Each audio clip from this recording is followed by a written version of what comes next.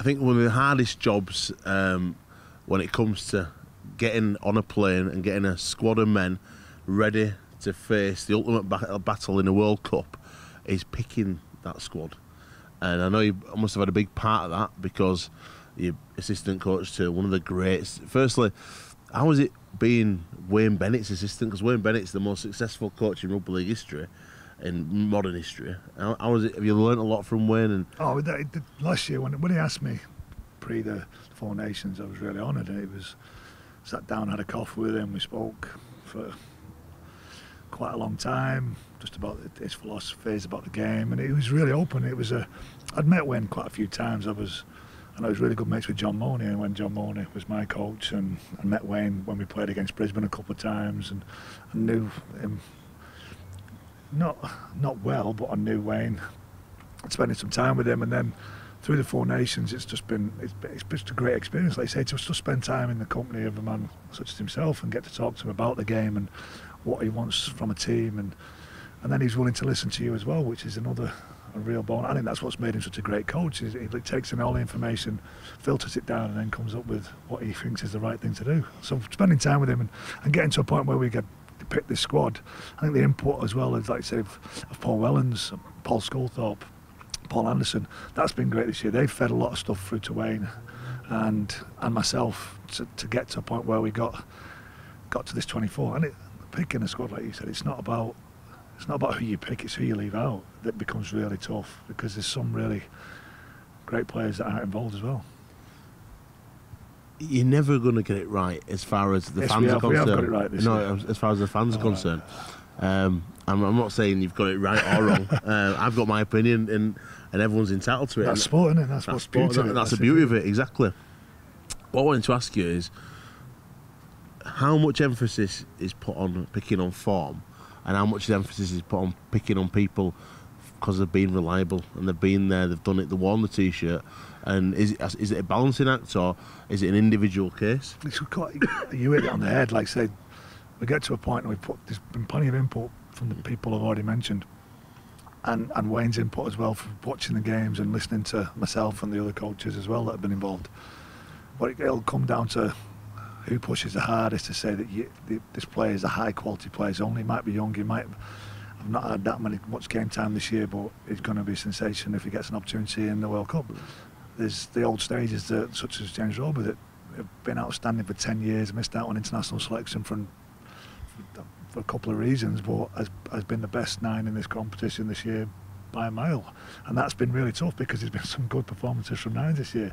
As you look at McShane and you look at Houghton in that mix as well, and James has been by far the best player. So he gets back into that group. How do you get to that point? So I agree with you. I think James Robes has been unbelievable this year, and he never ever has a bad game, and that's what I like about him, and he offers something a bit different. But how do you is it down on stats, or is it just on opinion? It's a bit of everything. Everything comes out, like I say, you don't really pick a team on stats, you pick a team on the quality of the people that are looking at him and understanding what he offers.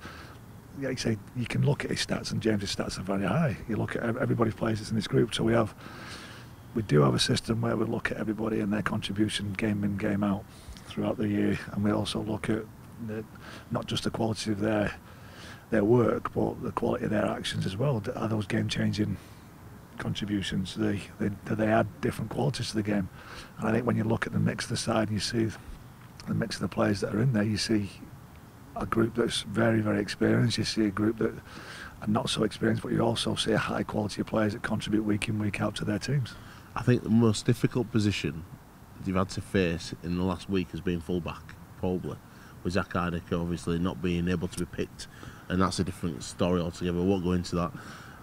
When he gets left away from the squad, is it like a real panic stations, or have you got things in place? Because obviously you look at Tompkins is the one that everyone's saying is, what happened with Sam Tompkins? And I've got to ask the question because I'm interested in more than anything. Well, we have these scenarios where we didn't really get into a point where we would never have been in if Zach plays in the grand final and gets hurt. Yeah. What's next? So you run these scenarios through your head when you pick your 24, you pick your 30 players, and you know there's some players could be in. But there was a number of players in that grand final that that could have got hurt, that could have been dropped out of the squad. Stevie Ward would be one of them. Like Stevie, like say, he's hurt his shoulder and he was in the mix to be on the plane going to a World Cup, but he got injured. But he dragged himself out of bed and was close to being. If it wasn't for Danny Maguire, he would have been the man of the match in a grand final. So he's pulled himself out of bed and gave himself that. So he's got to be happy with his contribution with the injury that he has. But he was very close to being on the plane anyway. And so you run through these scenarios of who can play where and who can do what for the squad and what's the best combinations you can go to if somebody does get hurt. And it's not to say that we haven't thought about that within the tournament as well. It's going to be fascinating. It's going to be a real challenge for England. Are you excited with the new rule that's allowing teams like Tonga to get all these players coming from New Zealand and obviously Andrew Fafita going from Australia? Is it changed? Well, they are Tongan. Yeah, but you know what I mean. Normally they play for New Zealand, normally they play for Australia, but they've all come together and say, no, we're going to play for Tonga, and it's made some of the smaller nations. It's a game changer for the tournament. That's what I mean. Is it exciting for the tournament? Well, you're looking outside of the top, supposedly top three, in ourselves, Australia and New Zealand, and now you put Tonga in that mix because of the quality there. You look at the Fijian side and you see the quality of the NRL players that's in there. Like I said, there's a really good Papua New Guinea team. PNG. I would not like to go to PNG. They're playing at home against some quality opposition, so it's going to be the tournament itself. It's going to be exciting. There's going to be some great games. I think, like you said, when you look at the quality that Tonga do in that group, it's going to be a fantastic game. There's, like you say, ourselves versus Australia, that first game. When you look at New Zealand versus Tonga in that group, there's a big mix going on there, isn't there? And we're looking at the first game. If you beat Australia, you can't play them again till the final, and they played New Zealand in the semi. So it's Tonga. Tonga. I see what you did there. Yeah, it's true actually. You've not thought about it, have you? No, I thought about that one. Do you think New Zealand are going to get beat by Tonga? I don't know yet. I enjoy it watching like you're going to watch it. But you look at that Tongan side, that's lads that have dropped out of that group into the Tongan group, and the lads that have been brought in, and some of the players that are missing from the New Zealand side through injury, through not being selected.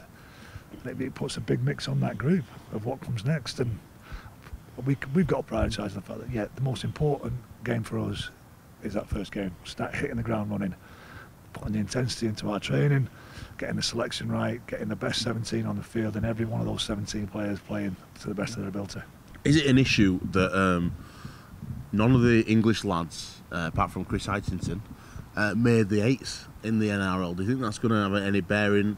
Is it good because they're a bit more rested, or do you think that they've missed out on that last bit of competitive action? I think they were competitive throughout the year. When you look at Elliot and Josh and the Canberra mix, and you look at how well Gareth Widdett's played, and even though Souths have had a really tough year this year, you see how competitive Sam's been. Tom's worked really hard, and George works really hard, and they say the Burgess boys have stuck at it, and so there's been a lot of competitiveness within that group up until a point. They've been rested, they've been training really hard, they're ready to go. I don't think that playing for them personally, they'd love to have been involved in their finals. For us, it gave Sam a chance to recover from some bumps and bruises. I say James a chance to get himself settled again and get what's next for him internationally. And when you look, Gareth's had a great year. Josh and Elliot have been outstanding for their club, so I don't think it's a play on form. The World Cup's going to offer a different level again to them, so I think they're excited by what's next. For the English-based boys, do we play too many games in England? Do we play too many games when we're going into a World Cup? Do you think we need to cut the number of games down? I don't know. Again, you're asking questions that I can't control. I don't even think about those. Yeah. I'm not really too. I thought we played too many games this year. I'd like our season to be finished a bit sooner than that. Well, that's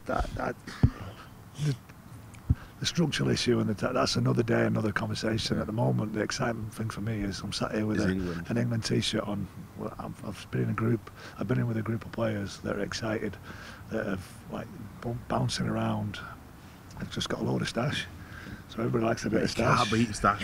Everybody likes a bit of stash, so they've all got their stash. They've all been rifling through that. They're all ready to go, and it's about getting on that plane and now and embracing what's next. Going to Perth, getting ourselves together, training with intensity, and being excited about that first game. Mate, best of luck. One thing I will say before you do go, it must be a real relief you going on this plane, and Widnes obviously didn't have to play a £1 million game. You got the job done, and next year looking. I know I spoke to Steve of the Night Man of Steel and Brian, and they're really positive about the amount of young kids you have through the system this year. It's been a great year for us in one sense, because we've had to blood a lot of kids. That our academy system has been working really hard, and they've been exposed probably a little bit too soon, but they've had a taste of it. They've come through the other side. They might not get an opportunity to play there next year, but what we've got is we've got a little bit more depth in our group. I can keep the players healthy that are already there.